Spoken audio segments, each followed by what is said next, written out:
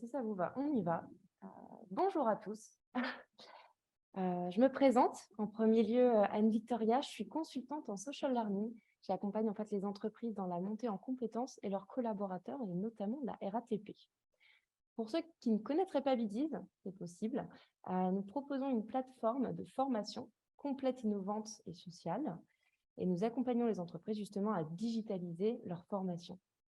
Aujourd'hui, on a le plaisir d'échanger avec Florence Voile, qui est la responsable du centre de formation IFR, qui a été notre première interlocutrice et surtout notre ambassadrice RATP depuis 2016. Florence, je vous laisse vous présenter. Donc, Florence Voile, déjà, bonjour à tous. Donc, je suis responsable d'un centre de formation à la RATP. À la RATP, il y a à peu près 15 centres de formation métiers. On est à peu près 60 000 collaborateurs.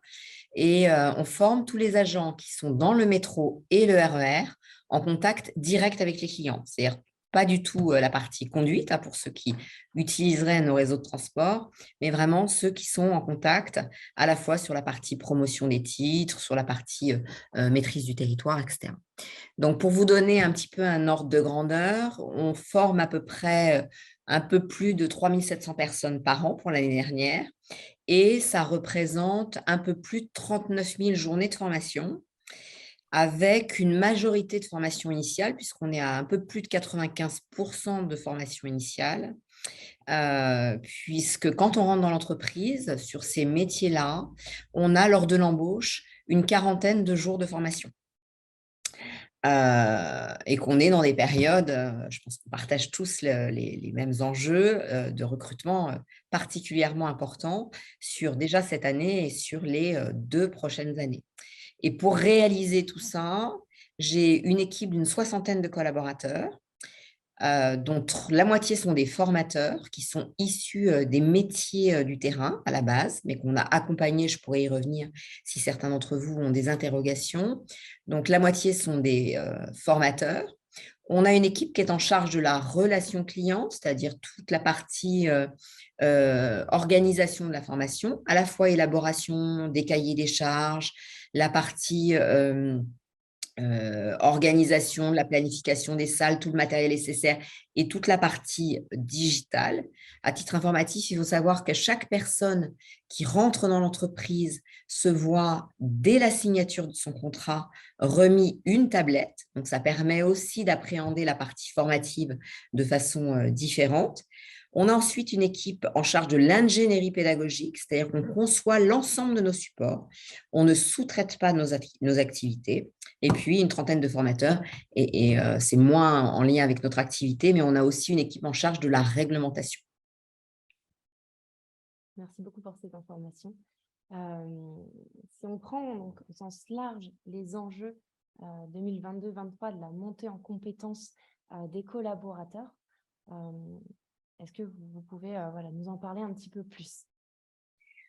Alors, ce que je pourrais vous dire, c'est qu'il y a plusieurs éléments qui, en fait, éclairent notre activité et l'éclairent depuis de nombreuses années. On a déjà les neurosciences qui ont beaucoup éclairé notre activité ces dernières années parce qu'on a une évolution forte de notre environnement, de l'attente des apprenants. On voit bien aujourd'hui cette volatilité des collaborateurs qu'on recrute où finalement, il faut qu'on sache au mieux attirer les talents et puis des modalités pédagogiques.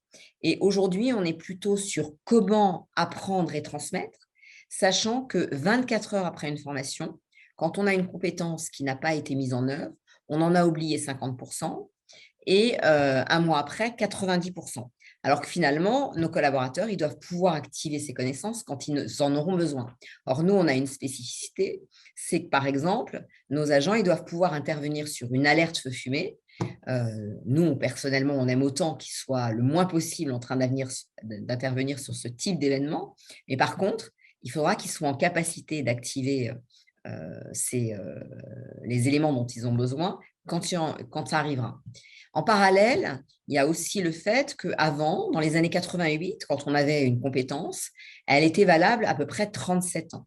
Aujourd'hui, on estime qu'une compétence, elle est acquise pour à peu près 18 mois. Ça veut dire que apprendre va faire partie du quotidien professionnel de chacun tout au long de sa carrière et comment finalement on développe l'employabilité de nos collaborateurs et on leur donne plutôt envie d'apprendre. Donc, nous, on cherche plutôt à développer leur vie d'apprendre, puisque finalement, nos collaborateurs vont apprendre toute leur vie professionnelle.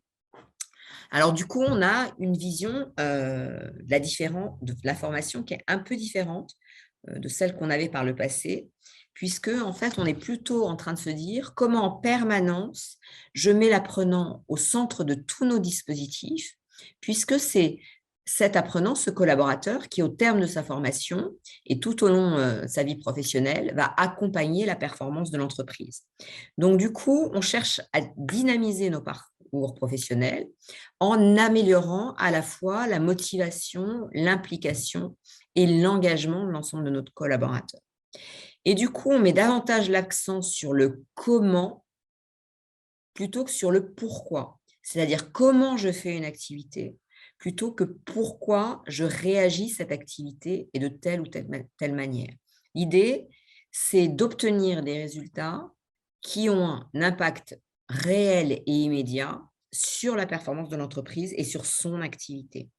Donc, effectivement, la formation pour chacun d'entre nous, c'est une obligation de l'employeur, mais on doit faire en sorte que ce ne soit pas vécu comme une contrainte, mais au contraire comme un outil stratégique, un levier de la performance, et que ce soit une véritable valeur ajoutée, aussi bien pour l'entreprise que pour le collaborateur.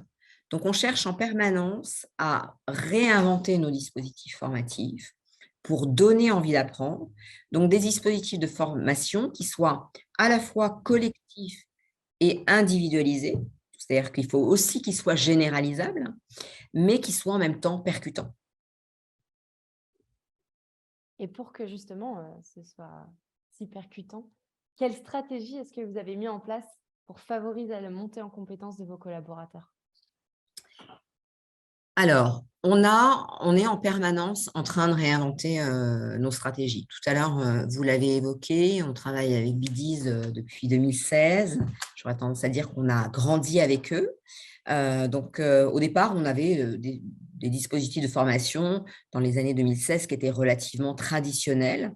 J'aurais tendance à dire qu'on faisait plus de la pédagogie que de l'andragogie. On était beaucoup sur du modèle top-down avec un examen qui validait que j'avais acquis les connaissances. Aujourd'hui, on utilise tout ce qui est de notre ressort dans le domaine de la formation. C'est-à-dire qu'on a une formation où on s'appuie sur à la fois du mode conférence, c'est-à-dire que parfois, dans une même formation, on a de la conférence qui est animée par un formateur. Il peut avoir jusqu'à 48 apprenants simultanément dans la salle de formation. Donc là, on est plutôt sur du savoir qui est transmis. Et on a des formateurs qui sont formés à ce type d'animation, puisque c'est une animation particulière. Et on a aussi formé nos chargés d'ingénierie pour construire des supports de formation qui s'adaptent aux grands groupes. Ensuite, dans la continuité, on a des moments où on travaille en plus petits groupes. Donc là, on est plutôt sur une formation plus traditionnelle, où là, on a des groupes de 9 à 12 collaborateurs. C'est valable, par exemple, sur tout ce qui est SAV et tout ce qui est du domaine de la sécurité ferroviaire. Et puis, on a aussi beaucoup développé l'AFEST, donc l'accompagnement formatif en situation de travail, où là, on a formé des formateurs à accompagner nos collaborateurs sur le terrain, dans leur quotidien, pour être plutôt dans l'apprentissage du geste métier. Là, ils sont aussi accompagnés par ce qu'on appelle dans notre jargon des AP, si je fais un peu simple, c'est en quelque sorte des tuteurs, donc des tuteurs qui les accompagnent dans la montée en compétences sur le terrain en situation professionnelle. Et puis, on a aussi des temps d'échange et de remédiation parce qu'il y a des moments où ils sont en apprentissage via notre plateforme LMS avec un certain… on le fait beaucoup, par exemple, pour les thématiques transverses. Thématiques transverses, on forme à l'éthique, la laïcité, les agissements sexistes, la transidentité, l'accessibilité. Donc, l'utilisation des médias sociaux, parce que parfois, on avait chez nos salariés des dérives dans l'utilisation des médias sociaux. Et donc, toutes ces formations sont faites via la plateforme LMS. Le salarié est à son domicile et à son domicile, il est tout seul, quelque part, pour se former.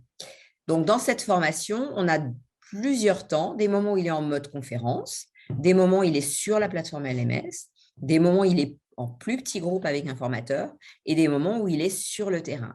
Et en permanence, il y a quelque chose sur lequel il peut s'appuyer pour favoriser l'ancrage mémoriel, c'est le mobile learning.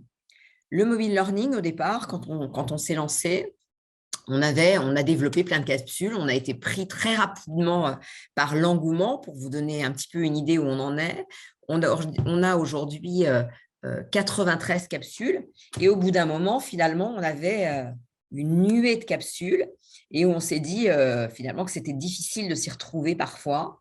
Et on s'est mis à ce qu'on dit un peu dans notre jargon. Enfin, j'ai demandé à mes collaborateurs de ranger la chambre parce qu'on ne s'y retrouvait plus. Donc, ce qu'on a fait, c'est que ces capsules, on a travaillé avec Bidis sur l'évolution du dispositif de mobile learning. On a créé des capsules, ou plutôt par thématique. Je ne sais pas si on va en voir, je ne me souviens plus. Si vous allez nous projeter ça à l'écran. Où finalement… On a prévu. D'accord. Donc, finalement, le collaborateur va pouvoir aller sur la partie, imaginons, relation client. Il se dit, tiens, je vais retravailler la partie relation client. Sur cette partie relation client, il va, dans un premier temps, pouvoir faire un autodiagnostic. Cet autodiagnostic va lui permettre un petit peu de savoir où il en est. Est-ce qu'il a plus besoin de travailler la gestion comptable, le SAV? Et donc, en fonction de ces résultats, il peut aller dans un des sous-chapitres, qui est par exemple la relation comptable ou le SAV.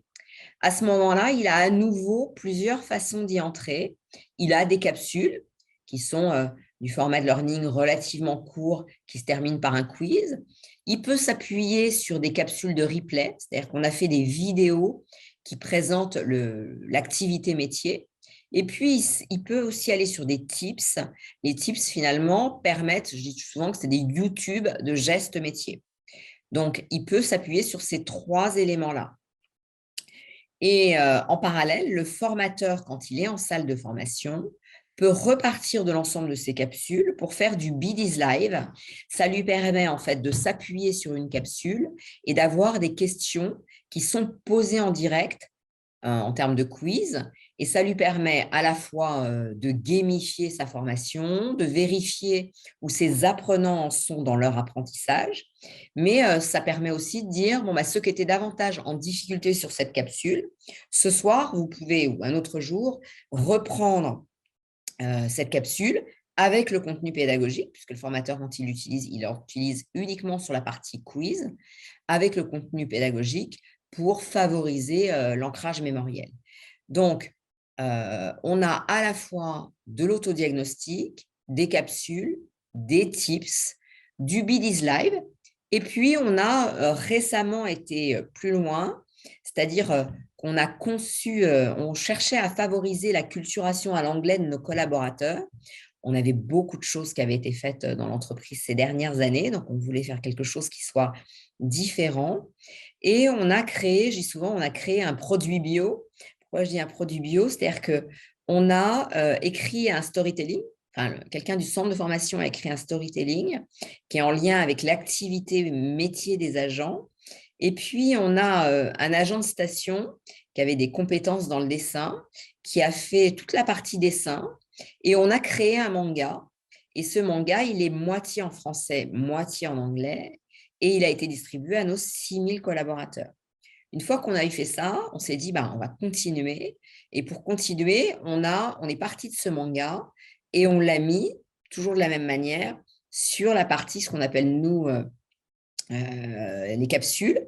Et on a donc des capsules en anglais. Et puis demain, on ira encore plus loin. L'année prochaine, on va créer un jeu et on aura certainement un challenge interligne sur la partie anglais. Et puis, cette année, on a aussi créé des podcasts. Donc, on a vraiment développé en toute autonomie ces podcasts, dans un premier temps de façon un petit peu artisanale.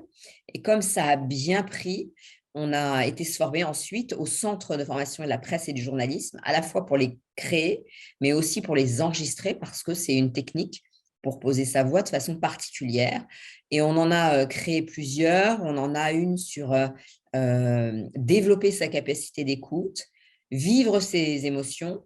et savoir convaincre, parce que finalement, pour savoir convaincre, il faut souvent savoir vivre ses émotions et développer sa capacité d'écoute. Et puis, on vient d'en créer une sur la gestion du temps. Et l'année prochaine, on va avoir des capsules sur l'approche réglementaire pour essayer de rendre les choses, la partie réglementaire, à la fois ludique et fun. Et on va en faire également sur quelque chose qu'on va appeler IFR Culte. IFR Culte, c'est quelque chose où on va aborder des aspects plus culturels. Alors, on pourrait se dire qu'il y a l'intérêt pour la RATP de développer des podcasts culturels qui n'ont pas de rapport avec son activité métier. Aujourd'hui, il y a un certain nombre d'études qui montrent que finalement, plus les collaborateurs ont une ouverture, y compris culturelle, sur d'autres champs qui n'ont pas de rapport avec leur activité métier, plus ils gagnent en capacité à prendre du recul dans leur activité professionnelle et donc, bien entendu, dans la relation client. Alors, ça fait beaucoup d'outils, des choses extrêmement différentes. Et on va aussi aller encore plus loin parce qu'on va développer de façon digitale des quiz sécurité, puisque sur la partie sécurité, on doit se garantir qu'ils ont acquis l'ensemble des compétences. Donc, on va avoir des quiz sécurité qui vont être développés. On est en cours de conception avec Bidiz. Et ça va permettre, quand ils auront fini le quiz sécurité, ça permettra la délivrance d'un diplôme immédiat sur cette partie-là, puisque ce sera lié aussi. Donc, pour vous donner une idée, quelques chiffres. L'année dernière, on était sur… Alors, j'ai oublié de le dire tout à l'heure, notre département, c'est 6 000 collaborateurs qui sont dans le métro et qui ont du coup accès à ces outils. Et pour vous donner une idée, donc 6 000 collaborateurs, c'est un peu plus de 31 000 connexions l'année dernière et ça représente 4 703 jours agents au global, ce qui est extrêmement important. Et alors, quand on voit les capsules créées, 1130, parce que vous allez me dire, bah oui, mais c'est pas ça, vous nous avez dit, 93 pour nous. Ça, c'est à l'échelle de la RATP. Ce qu'il faut savoir, c'est dans un premier temps, on est parti un peu tout seul, je disais 15 centres de formation, 60 000 collaborateurs. Nous, on travaille pour 6 000 collaborateurs. Les chiffres que je vous ai donnés, c'est exclusivement pour notre centre de formation. Et quand on a vu l'intérêt de l'outil, on a fait partager avec la direction des ressources humaines et les autres centres de formation l'intérêt qu'on y trouvait. Et du coup, ça s'est généralisé en transversal dans l'entreprise. Donc, ce qui, dans un premier temps, a été accessible uniquement à nos apprenants, ça veut dire à peu près, je l'ai dit tout à l'heure, 3 000 collaborateurs, c'est ensuite passé dans un second temps à 6 000, puis ensuite à 60 000 collaborateurs, d'où le nombre de capsules créées. C'est le nombre de capsules créées pour toute l'entreprise, quel que soit le secteur d'activité de la RATP. Mais juste pour nous, quand je disais tout à l'heure, 6 000 collaborateurs donc, qui peuvent accéder en permanence à ce dispositif. L'année dernière, on était sur 18 000 vues pour les tips. Je rappelle, les tips, c'est du YouTube de gestes métiers. Donc, on était sur 18 000 vues, sachant que c'est un outil qui est plutôt utilisé par des collaborateurs au début de leur activité, puisqu'en fait, après, il y a une répétition du geste métier, donc j'ai moins besoin d'aller le visualiser. Et sur la partie replay, je disais, c'est des films qu'on a créés qui est également porté par capsule. C'est au total 19 000 vues pour 31 replays. Et puis, pour aller plus loin, ce qu'on a aussi créé l'année dernière, c'est des QR codes.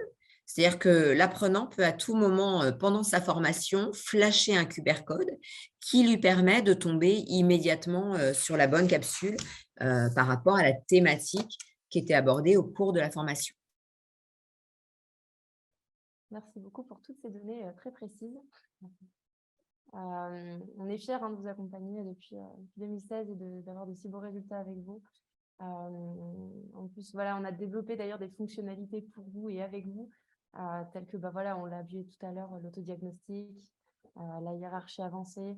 C'est des choses qu'on a co-construit Je reviens également sur les tips. Est-ce que, Florence, vous pourriez nous expliquer un peu comment vous avez mis en place justement les tips en interne, comment vous avez développé ce projet avec les fameux YouTube des gestes métiers et comment on a pu développer ça ensemble?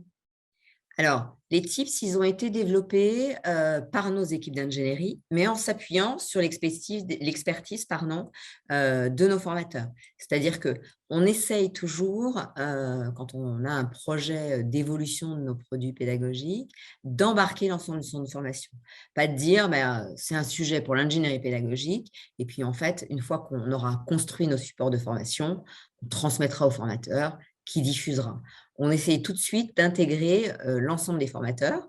Et donc, du coup, quelque part, le storytelling, il a souvent été construit ou suggéré par les chargés d'ingénierie pédagogique, parfois en lien avec des évolutions de la réglementation. Et ensuite, ce sont nos formateurs qui, finalement, entre guillemets, se sont prêtés au jeu parce que finalement, on va dire que c'est nos meilleurs prescripteurs ou ambassadeurs pour valoriser ces différents dispositifs. Merci beaucoup. Concernant également la hiérarchie avancée, est-ce que voilà, c'est quelque chose qu'on a développé à vos côtés, qui vous aide d'ailleurs, je pense, à ranger votre chambre? Est-ce que vous pouvez nous expliquer un petit peu comment vous avez ressenti le besoin de créer la hiérarchie avancée et quelle est votre utilisation actuelle? Alors, notre hiérarchie avancée, pourquoi on l'a créée? Parce qu'en fait, il y a eu un moment où effectivement, on avait finalement tellement de capsules, tellement de tips, tellement de replays, que quand un collaborateur voulait travailler une thématique précise, finalement, il avait du mal à s'y retrouver. Et donc, on a travaillé sur plusieurs choses. On a travaillé sur l'identité visuelle, c'est-à-dire que je vais retrouver facilement, c'est-à-dire que tout est en lien. C'est-à-dire qu'on a des livrets, parce qu'on a aussi développé des livrets dématérialisés, mais aussi des livrets papier. Toute la présentation d'un dispositif formatif reprend le même code couleur et la même identité visuelle. Donc, on a déjà travaillé sur cette partie-là pour que ce soit attractif et qu'on s'y retrouve directement. Et puis ensuite, on a travaillé par thématique parce que nos collaborateurs ont 7 domaines d'activité métier. C'est-à-dire, ils ont aussi bien de la maîtrise du territoire que de la relation client, que de la sécurité, que de la partie activité promotionnelle. Mais toujours le fil conducteur, c'est bien entendu la relation client. Et donc, du coup, on a redéveloppé ça par thématique et avec des sous-thématiques. Ça veut dire que quand j'ai fait un autodiagnostic, immédiatement, je sais plus particulièrement ce que j'ai besoin de revoir ou de retravailler et je suis guidée. Et à ce moment-là, une fois guidée, je peux choisir de soit visionner un replay, soit de voir un tips, donc un geste métier, soit de faire une capsule. Finalement, et puis je peux aussi aller voir de la réglementation ou du support formatif. Ce que j'appelle du support formatif, c'est la partie plus contenu. Et là aussi, on a digitalisé les choses et on donne l'ensemble de nos supports de formation, à quelques exceptions près, en version digitale.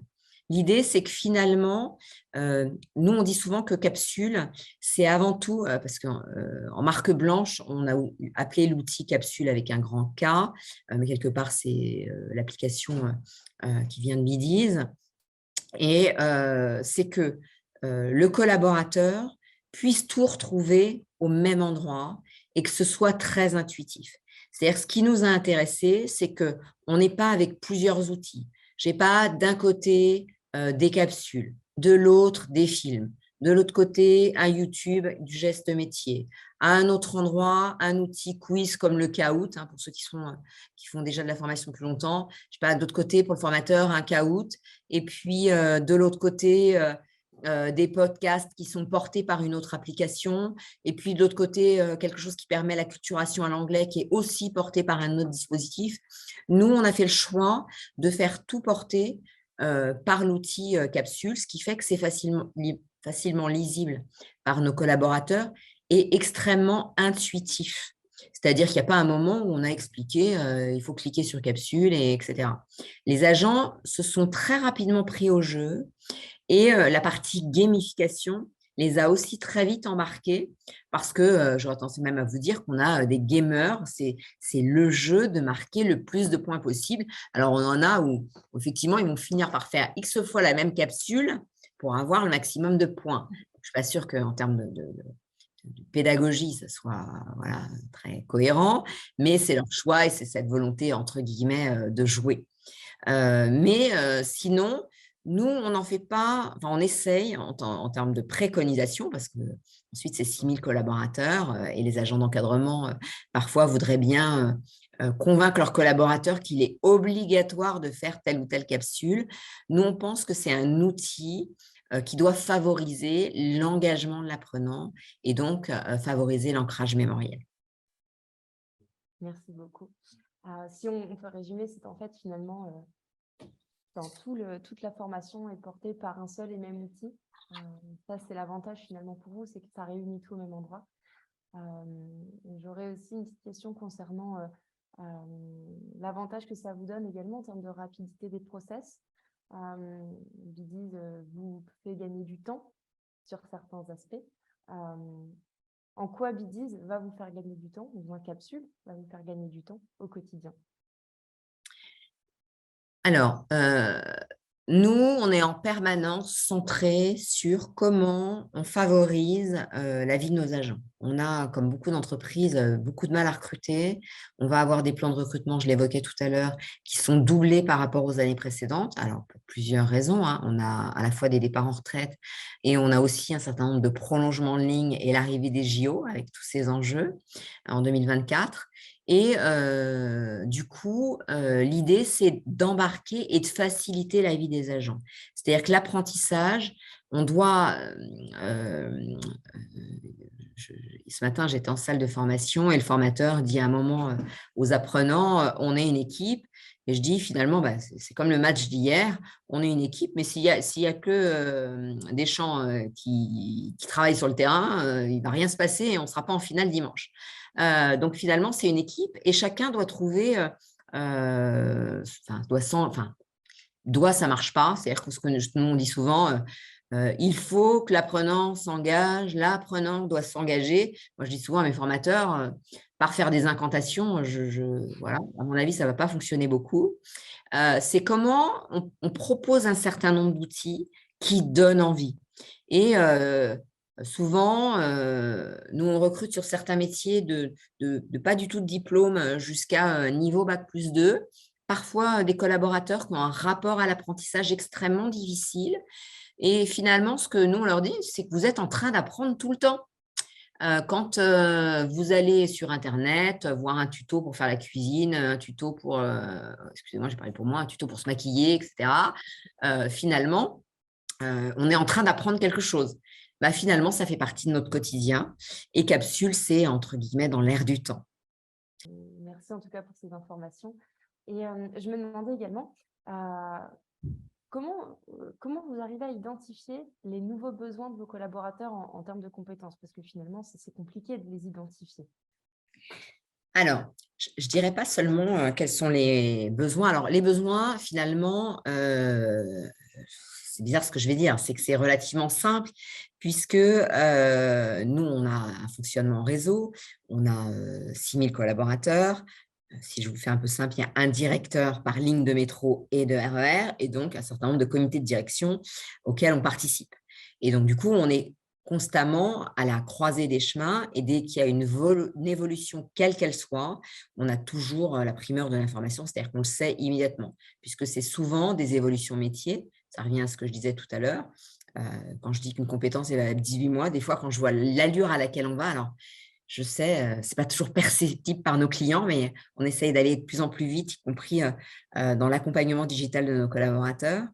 Et on fait en sorte que, comme on est toujours à cette croisée des chemins, on a toujours un temps d'avance pour construire. Et puis, ce temps d'avance, il ne doit pas être seulement, même si j'aime pas le mot doit, il n'est pas seulement sur l'interne et nos collaborateurs, c'est aussi avoir un temps d'avance par rapport à ce qui se passe dans nos métiers et dans les métiers de la formation. Et là, on est en veille permanente. Hein, dans mes équipes, j'ai un consultant formateur qui est en permanence connecté à l'actualité de la formation.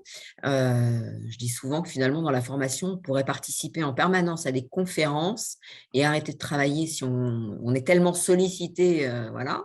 Mais du coup, on a un certain nombre de rendez-vous sur lesquels on est extrêmement vigilant, des podcasts que nous-mêmes on écoute sur nos métiers et sur ces évolutions pour rester connectés à la fois aux attentes de nos collaborateurs, aux attentes, à la performance de l'entreprise pour y contribuer et aux modalités sur lesquelles on peut s'appuyer. Sachant que la formation n'est pas toujours le bon outil. C'est-à-dire que souvent, on se dit, voilà, il y a un nouvel outil, alors on va former la formation et on fait appel à nous. Nous, c'est aussi de notre responsabilité de dire que ce n'est pas toujours le bon chemin. Même si on sait qu'aujourd'hui, il y a des études qui sont réalisées dans le domaine-là sur le bien-être des employés. Et aujourd'hui, on sait qu'il y a deux principaux facteurs au bien-être des employés. C'est d'avoir une culture d'entreprise solide et c'est aussi les opportunités d'apprentissage et d'évolution qui permettent en fait de développer le sentiment d'appartenance. Et il y a un certain nombre d'entreprises où les collaborateurs s'en vont parce qu'il n'y a aucune opportunité d'apprentissage et d'évolution qui leur sont proposées.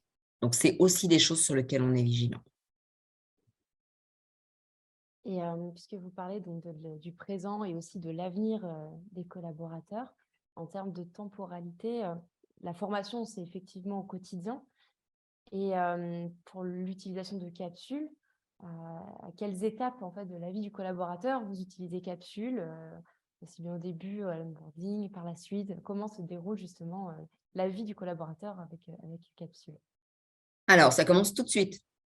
J'aimerais presque mieux, d'ailleurs, nous, on est en réflexion ce matin en se disant comment on pourrait faire pour que ça commence même avant qu'il soit intégré, avant même qu'il soit intégré. Alors, nous, on a déjà une chance, mais on espère aller encore plus loin demain, puisqu'on est en train de réfléchir là-dessus aussi. C'est le jour où ils signent leur contrat, on leur remet une tablette. Là, on a recruté des hôtes d'accueil qui sont en fait des étudiants qu'on a pris pour 9 mois, des contrats entre 15 et 25 heures pour être dans nos espaces. On espère que vous les avez vus. Une casquette, en général, c'est ce qui les différencie de nos autres collaborateurs. Et pour cette population-là, de la même manière, dès la signature du contrat, on leur a remis une tablette sur laquelle sont poussées toutes les applications métiers dont Bidiz. Donc, ça veut dire que dès le premier jour, c'est un sujet qui est abordé et ils ont tous leurs documents formatifs également sur cette tablette. Et il y a Capsule qui est déjà sur la tablette. Donc, déjà, ils ont 42 jours de formation et c'est utilisé pendant toute la formation. Et ensuite, c'est utilisable finalement par l'ensemble de nos 6000 collaborateurs qui ont accès toute leur vie professionnelle, tant qu'ils sont au sein de l'entreprise. Et l'intérêt en plus pour nous, c'est que ça fonctionne en mode off, parce que même si, on va dire, la 3G, la 4G fonctionne dans le réseau, qui n'a pas fait l'expérience dans nos métros que par moment, il se passe un… C'est certainement pas de la responsabilité de la RATP, certainement, mais parfois, ça ne fonctionne pas. Sauf que parfois, nos agents vont s'aérer un peu à l'extérieur. Ça leur permet de se connecter et ensuite de pouvoir poursuivre les capsules qu'ils sont en train de faire. Donc, voilà. Vous accompagnez, on est votre compagnon. Voilà, exactement. Vous parliez justement du réseau, du côté un peu de terrain. Est-ce que vous avez rencontré des difficultés pour justement former les collaborateurs terrain au début? Est-ce que c'était un vrai sujet? Alors, on en parlait tout à l'heure, le problème, il n'est pas lié à l'outil capsule. Une fois que l'outil capsule, il est là, et que les agents y sont allés, ce n'est pas un sujet. On a encore quelques collaborateurs, hein, ça peut paraître… moi, j'avais des débats en disant mais je ne comprends pas, parce que quand je vais acheter un téléphone, j'en sais rien, chez SFR, Bouygues, je ne sais pas français, enfin Orange, pardon, j'avais parlé en ancien franc, on ne fait pas une formation pour que je sache allumer le téléphone. Bon. Mais on me dit qu'il y a encore des gens qui ont des téléphones à touche et que ce n'est peut-être pas une immédiateté pour tout le monde. Donc, du coup, on va aussi retravailler à partir de l'année prochaine sur une acculturation digitale. Ce n'est pas l'outil capsule en lui-même, c'est que parfois, tout le monde n'est pas informé ou est un peu maladroit. Comment je fais des mises à jour, comment j'accède à l'outil. Ce n'est pas l'outil lui-même, c'est plus le digital au sens large. L'idée, c'est vraiment de vous accompagner également dans cette démarche pour que ce soit plus simple aussi de déployer sur toutes les personnes et les engager. Il me reste quelques petites questions, mais je vois qu'il est déjà 14h40. Je vais regarder aussi s'il y a des questions peut-être des personnes qui nous écoutent. Alors, je vérifie.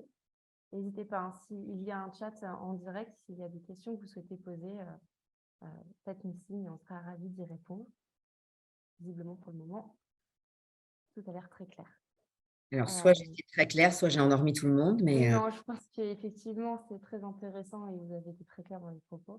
J'en profite aussi pour montrer la slide avec effectivement capsule, puisqu'on en parle depuis tout à l'heure, pour qu'on puisse voir concrètement sur un smartphone Android à quoi ça ressemble.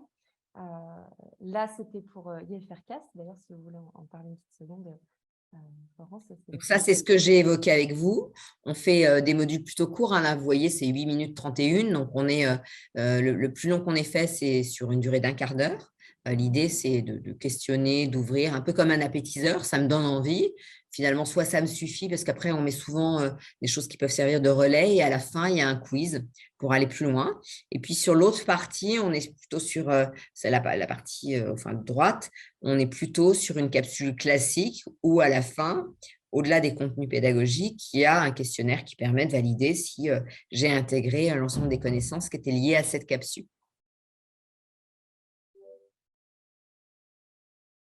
Je pense que là, j'ai une dernière question, pas la plus simple, mais qui m'intéresse.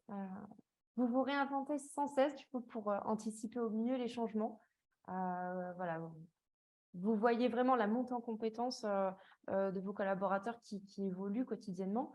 Est-ce que si vous deviez vous projeter dans 5 ans, vous pourriez justement avec voilà, les millennials qui arrivent, les nouveaux modes de consommation, les nouveaux centres d'intérêt, comment vous vous projetez dans 5 ans avec la formation et l'ancrage mémorial?